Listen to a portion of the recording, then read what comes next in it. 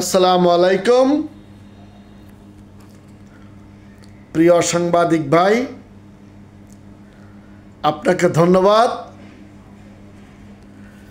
আপনি আমাকে সংযুক্ত করায় আপনার চ্যানেলকে এবং আপনার দর্শকদের সকলকে ধন্যবাদ ও মোবারকবাদ জানাচ্ছি। আপনি যে প্রশ্নটি আবারও করলেন সেটি হলো যে আওয়ামী লীগ এবং জামাত দুই দলই নিষিদ্ধ দল। রাষ্ট্রের নির্বাহী আদেশে জামাতও নিষিদ্ধ, আওয়ামী লীগও নিষিদ্ধ। তাহলে এবং আপনি আরও বলছেন যে জামাতেরও নিবন্ধন নাই, তাহলে জামাত যদি রাজনৈতিক কর্মকাণ্ড চালাইতে পারে, সভা সমাবেশ মিটিং করতে পারে, আওয়ামী লীগ কেন পারবে না? এই তো প্রিয় সাংবাদিক ভাই আপনার প্রশ্ন। আমি আগে বিষয়টি সেন্সিটিভ বলে আপনাকে জবাবটা সেভাবে আসলে দিই নাই, কিন্তু পুনরায় আপনি রিপিট করাই আপনাকে এখন বলতে বাধ্য হচ্ছি। কারণ এই আওয়ামী লীগ সরকার 2008 সাল থেকে যে এদেশে 17 বছর ক্ষমতায় ছিল, 17 বছর আওয়ামী লীগ ক্ষমতায় থাকা কালে যে নির্বাচনী প্রক্রিয়াটা ভণ্ডুল করে, যে আগে ছিল তত্ত্বাবধায়ক সরকারের অধীনে নির্বাচন, সেই ব্যবস্থাটাকে তারা ভণ্ডুল করেছে। কি হবে? নিজের অধীনে নির্বাচন করার জন্য সংবিধান সংশোধন করে নিজের অধীনে নির্বাচনের ব্যবস্থা করে। যাই হোক, কথা হচ্ছে বিশ্বের বিভিন্ন দেশে তো দলীয় সরকারের অধীনে নির্বাচন হয়। আওয়ামী লীগের কথা হচ্ছে দলীয় সরকারের অধীনে ভারতে নির্বাচন হয়, আমেরিকাতে হয়, ইংল্যান্ডে হয়। তাহলে আমাদের দেশে তত্ত্বাবধায়ক সরকার লাগবে কেন? সেই যুক্তিতে আমাদের তৎকালীন চিফ জাস্টিস কাইরুল হক একটা রায় দিয়েছিলেন যে তত্ত্বাবধায়ক সরকার বিল বাতিল, এটা সংবিধানের সাথে সাংঘর্ষিক। এই রায় প্রকাশ হবার আগেই সংসদে বিল পাস করে ফেলেন যে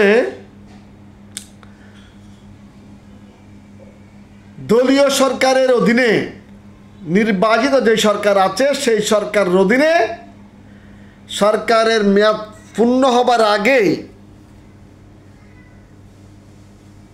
এই নির্বাচিত সরকারের অধীনে নির্বাচন করতে হবে।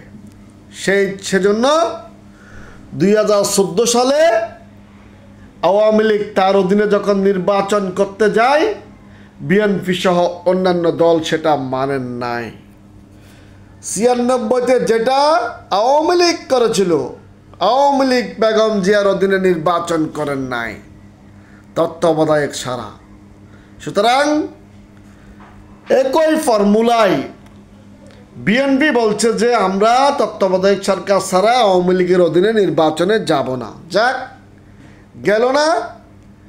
53টি আসনে, সংসদীয় আসনে 153টি বিনা প্রতিদ্বন্দ্বিতায় নির্বাচন দেখিয়ে আওয়ামী লীগ একতরফাভাবে সরকার গঠন করে ফেলে।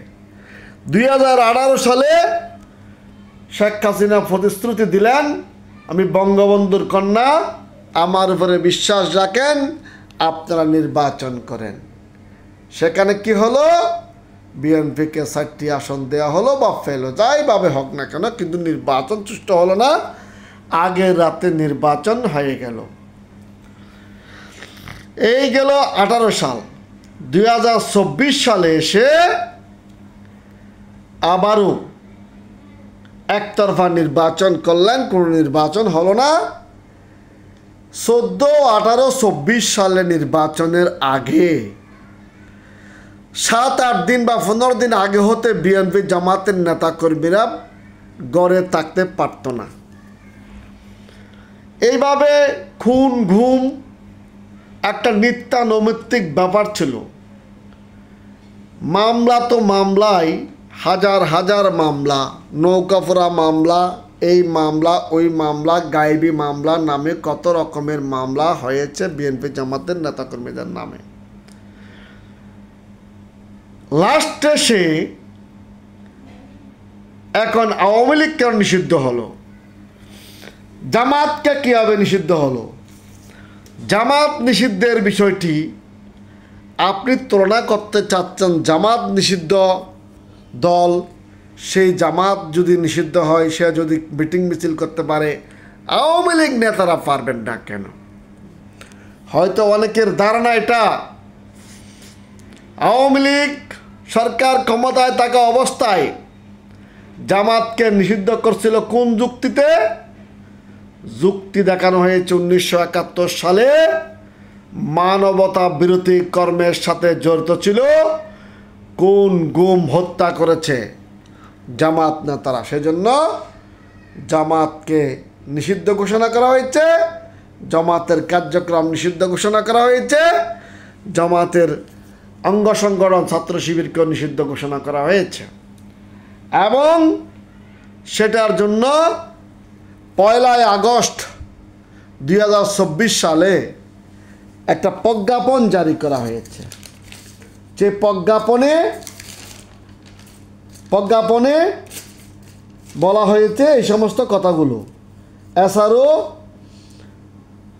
281 2024 এখানে যে জামাত নিষিদ্ধের বিস্তারিত বর্ণনা দেওয়া আছে স্বরাষ্ট্র মন্ত্রণালয়ের নিরাপত্তা বিভাগ থেকে। জামাতকে নিষিদ্ধ করা হলো 1 তারিখ, এর 7 দিন যেতে না যেতেই 5 তারিখে শেখ হাসিনাকে দেশ থেকে পালিয়ে যেতে হলো বা পদত্যাগ করতে হলো। যাবে বলেন না কেন, এটাকে অনেকে জামাতের ক্ষমতা বলে মনে করে থাকে। জামাত নেতারাও মনে করে যে আমরা দেখিয়ে দিয়েছি, আমাদেরকে নিষিদ্ধ করার পরে 1 সপ্তাহ আওয়ামী লীগ ক্ষমতায় থাকতে পারে নাই। বৃহস্পতিবারে জামাতকে নিষিদ্ধ ঘোষণা করা হয়েছে, এর পরের বৃহস্পতিবার আসতে পারে নাই, এর মধ্যেই শেখ হাসিনাকে দেশ ছেড়ে পালিয়ে যেতে হয়েছে। এই কথা বলে কে? জামাত নেতারা এখন গলা উঁচু করে এই কথা বলে। যাই হোক, এটা কাকতালীয়ভাবে হোক, যেভাবে হোক হয়ে গেছে। 4-5 দিনের মধ্যে কাজটা হয়ে গেছে। এই কারণে ক্রেডিটটা এখন জামাত নিতে চায়। এখন প্রশ্ন হলো, আওয়ামী লীগকে নিষিদ্ধ করলো কেন? এবং আপনার প্রশ্ন হলো জামাত তো নিষিদ্ধ, কিন্তু আপনার জানা উচিত জামাত নিষিদ্ধ হয়েছে আগস্টের 1 তারিখ প্রজ্ঞাপন দিয়ে নির্বাহী আদেশে, কিন্তু 5 তারিখ যখন শেখ হাসিনা চলে গেল, 28 তারিখে আবার একটা প্রজ্ঞাপন দিয়ে জামাত নিষিদ্ধের যে আদেশ সেটি প্রত্যাহার করা হয়েছে। তাহলে সেটি যদি প্রত্যাহার করা হয়ে থাকে, তাহলে জামাতের কার্যক্রম কি এখন আর নিষিদ্ধ আছে? এখন তো জামাতের কার্যক্রম আর নিষিদ্ধ নাই। সুতরাং জামাতের কার্যক্রম যেহেতু নিষিদ্ধ নাই, সেহেতু জামাত এখন কার্যক্রম চালাইতে কোনো আইনগত বাধা নাই। বলতে পারেন জামাত এখনো নিবন্ধিত দল নয়, তাকে নির্বাচন কমিশনে তার নিবন্ধনটা বাতিল করা হয়েছে। এখন জামাত নিবন্ধিত রাজনৈতিক দল নয়। আওয়ামী লীগ তো সেই হিসাবে এখনও রাজনৈতিক নিবন্ধিত দল আছে, সেদিক থেকে আবার আওয়ামী লীগ এগিয়ে আছে। আওয়ামী লীগের কার্যক্রম নিষিদ্ধ, কিন্তু আওয়ামী লীগ নিষিদ্ধ হয় নাই। এটাই হচ্ছে আপনাদের প্রশ্ন। আমারও তো আসলে আমাদের দেশে এভাবে হয়। প্রকৃতির প্রতিশোধ বলে একটা কথা আছে। আমি আমার উপর নির্যাতনের প্রতিশোধ নিতে পারি আর নাই পারি, প্রকৃতি কিন্তু প্রতিশোধ নিয়ে থাকে। প্রকৃতি কাউকে ছাড় দেয় না। আপনারা যে যুক্তিতে জামাত নিষিদ্ধ করছেন, সেই যুক্তিতে আওয়ামী লীগও নিষিদ্ধ হয়েছে। কি হবে? আপনারা বলছেন 1971 সালে কোন গুম করেছে জামাত, আর যারা ছাত্র আন্দোলন 24-এর যোদ্ধা হিসাবে দাবি করে, তারা বলতেছে জুলাই এবং আগস্টে আওয়ামী লীগ এদেশের হাজার হাজার নিরীহ জনগণের উপরে গুলি চালিয়েছে। আওয়ামী লীগ এবং আওয়ামী লীগের নেতাকর্মীদের নির্দেশনায়, শেখ হাসিনার নির্দেশনায়, তার স্বরাষ্ট্রমন্ত্রীর নির্দেশনায়, আওয়ামী লীগ নেতাদের নির্দেশনায় এদেশের নিরীহ জনগণের উপরে গুলি চালানো হয়েছে, খুন করা হয়েছে, গুম করা হয়েছে, যা অন্যান্য সরকারের সময়ে হয় নাই। তাহলে এই যুদ্ধ অপরাধ ট্রাইব্যুনাল, এটার নাম আন্তর্জাতিক অপরাধ দমন ট্রাইব্যুনাল। এই ট্রাইব্যুনালটা কে গঠন করছে? এই ট্রাইব্যুনালটা গঠন করছে আওয়ামী লীগ। এই ট্রাইব্যুনালে জামাতের বড় বড় নেতাদেরকে ফাঁসি দেওয়া হয়েছে। বিএনপির সালাউদ্দিন কাদের চৌধুরীকে ফাঁসি দেওয়া হয়েছে। এই ট্রাইব্যুনালে একটি ধারা আছে, যে ধারায় বলা আছে যারা কোন গুমের সাথে জড়িত তাদেরকে ফাঁসি দিতে হবে। এখন কথা হচ্ছে, রশি আপনি আমার জন্য লটকাইছেন ঠিক, কিন্তু সেই রশি এখন আপনার গলায় ঝুলে গেছে। বিষয়টা সেই রকম। প্রকৃতি প্রতিশোধ গ্রহণ করে, যে প্রকৃতি বলছি এজন্য যে অনেকে যে আল্লাহ প্রতিশোধ গ্রহণ করে এ কথা বললে সাম্প্রদায়িক মনে করে। প্রকৃতি বলছি এজন্য সব ধর্মের মানুষ যেন এটাকে বুঝতে পারে। আমাদের সংবিধানে বিসমিল্লাহির রহমানির রহিম লেখা ছিল, সেটির বাংলা হলো পরম করুণাময় আল্লাহর নামে শুরু করতেছি। কিন্তু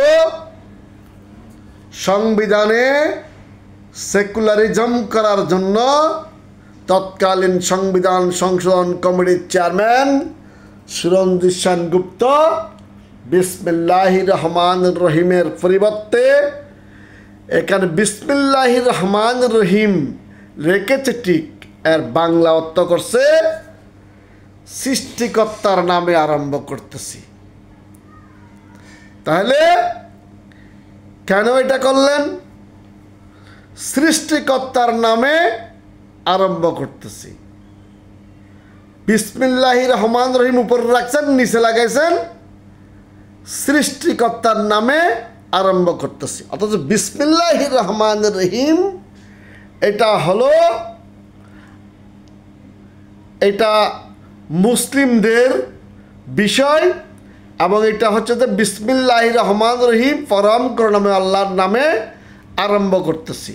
আগে থেকে এর অর্থটা সেভাবে ছিল, কিন্তু সুরঞ্জিত সেনগুপ্তের সময়ে বলা হয়েছে সৃষ্টিকর্তার নামে শুরু করতেছি। সংবিধানগুলো আপনারা দেখে নেবেন দয়া করে। তাই আমিও বলতেছি যে প্রকৃতি প্রতিশোধ গ্রহণ করে, আসলে তো আল্লাহ প্রতিশোধ গ্রহণ করে ধর্মীয়ভাবে বলতে গেলে। যাই হোক, জামাত নিষিদ্ধ করে আওয়ামী লীগ 5 দিন টিকতে পারে নাই। আজকে আওয়ামী লীগকে নিষিদ্ধ করা হয়েছে 12 মে 2015। আজকে সেই জন্যই প্রশ্ন দেখা দিচ্ছে আওয়ামী লীগকে কেন তাহলে নিষিদ্ধ ঘোষণা করা হলো। আওয়ামী লীগকেও নিষিদ্ধ ঘোষণা করা হয়েছে, তারা যে খুন করেছে, গুম করেছে, এই সেকশনগুলো ইন্টারন্যাশনাল ট্রাইব্যুনালে আছে, আন্তর্জাতিক অপরাধ দমন ট্রাইব্যুনালে এই অপরাধের সেকশনগুলো আছে। এবং সেখানে আপনারাই তো আইনগুলো বানিয়ে সেখানে দল হিসেবে জামাতকে নিষিদ্ধ করছেন, ছাত্র সংগঠন তাদের ছাত্র শিবিরকে আপনারা নিষিদ্ধ করছেন, তো একই আইনে আপনারাও নিষিদ্ধ হয়ে গেলেন। সুতরাং রাজনীতিবিদদের কখনো উচিত নয় প্রতিশোধ পরায়ণ হওয়া, কারণ রাজনীতি করে মানুষ রাষ্ট্রের জন্য, মানুষের উপকার করার জন্য। আপনি যদি আপনার উদ্দেশ্য থাকে কাউকে খুন করা, গুম করা, ক্ষমতার অপব্যবহার করে কাউকে দুনিয়া থেকে সরিয়ে দেওয়া, তার জায়গা জমি জবরদখল করা, তাহলে একদিন আপনার উপরে সেটি প্রয়োগ হবে। আওয়ামী লীগের আমলে যেমন বিএনপি নেতা কর্মীরা গড়ে থাকতে পারে নাই, সভা সমাবেশ করতে পারে নাই, জামাত নেতারা আজকে একই প্রক্রিয়া আওয়ামী লীগের উপরেও হয়েছে। এটা বলতে পারেন প্রকৃতির শোধ। অনেকে বলতেছে সেদিন আমার এক ভগ্নিপতি বড় দুলাভাই, তো কিছু বলতে পারলাম না, বলছে আওয়ামী লীগ আবার আসবে। আমি বললাম, দুলাভাই আওয়ামী লীগ আবার আসবে এটা ঠিক, প্রকৃতির নিয়ম যদি সঠিক হয় তাহলে আওয়ামী লীগ আসবে আবার আরও 17 বছর পরে। আসবে না এটা বলবো না, প্রকৃতির নিয়মে যেহেতু ওরা 17 বছর খেয়েছে, ওরা 17 বছর পরে আবার আসবে। তাহলে এখন কেন সিদ্ধান্ত হলো যে আওয়ামী লীগকে বাদ দেওয়া হবে? আওয়ামী লীগ যে 3টা নির্বাচনকে জনগণকে বাদ দিয়ে করেছে, সেখানে এখন আওয়ামী লীগের ব্যাপারেও অনেকে সিদ্ধান্ত হয়েছে যে আওয়ামী লীগ যাতে আগামী 3টা নির্বাচনে আর অংশগ্রহণ করতে না পারে। যাই হোক, আমরা গণতান্ত্রিক মনা মানুষ, আমরা কোনো রাজনৈতিক দল নিষিদ্ধের পক্ষে নয়। সাংবিধানিকভাবে যেহেতু সকলের কথা বলার অধিকার আছে, থাকুক, কিন্তু কথা হচ্ছে প্রকৃতির বিচার আপনাকে মানতে হবে। এখন আপনি যা করেছেন তার শোধ আপনি এখন গ্রহণ করতেছেন। কাকে বুঝাবেন যে আবু সাঈদের পিতাকে যদি আমি বলি যে আওয়ামী লীগকে নিষিদ্ধ ঘোষণা করা হয়েছে, এটা তো অন্যায় করা হয়েছে, আবু সাঈদের পিতা বলবে আমার ছেলেকে কি আওয়ামী লীগ ফেরত দিতে পারবে? আমাদের চট্টগ্রাম কলেজের একজন ছাত্র নিহত হয়েছে, তার বাবাকে যদি বলি আওয়ামী লীগকে নিষিদ্ধ ঘোষণা করা হয়েছে, অন্যায় করা হয়েছে, উনি বলবেন আমার ছেলেকে কি আপনি ফেরত দিতে পারবেন? আমাদের বিএনপি জামাতের সালাউদ্দিন কাদের চৌধুরীর ছেলেকে যদি বলি যে আপনারা যে জামাত নিষিদ্ধের বিষয়টা সমর্থন করেন কিনা, সালাউদ্দিন কাদের চৌধুরীর ছেলে তো বলবে যে আমার বাবাকে যে ট্রাইব্যুনালে ফাঁসি দেওয়া হয়েছে সেই ট্রাইব্যুনালটা কি বিএনপি করেছে না তত্ত্বাবধায়ক সরকার করেছে? ট্রাইব্যুনাল তো আওয়ামী লীগ করেছে। সুতরাং আওয়ামী লীগের নির্মিত ট্রাইব্যুনালে আওয়ামী লীগের বিচার হচ্ছে। এখন আওয়ামী লীগ নিজেই তো নির্বাহী আদেশে অন্য দলকে নিষিদ্ধ ঘোষণা করাটা শিখিয়ে গেছে। সুতরাং এখন আওয়ামী লীগকে নিষিদ্ধ করেছে। সভা সমাবেশ বন্ডুল করা এটা তারাই শিখিয়ে গেছে।